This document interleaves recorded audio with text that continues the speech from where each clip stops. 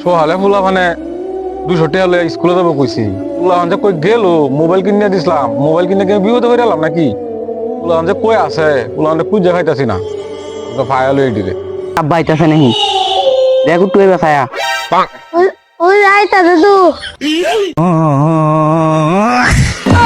বাইগান আয়ো তোমরা বাড়ি পরে তোমরা উপরে কিশোর দলি সন্ধান লাগে দিয়াম এটাই দেখো না কাছে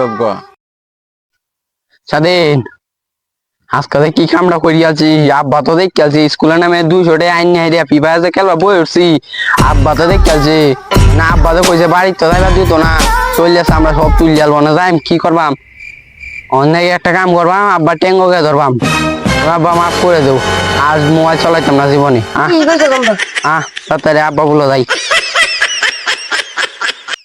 আজগা খালি বাড়ি তাইও এরার কলে যে কি আছে ওইলে মোবাইল থাকবো নাহলে এরা থাকবো আজগা শনিটা আছে।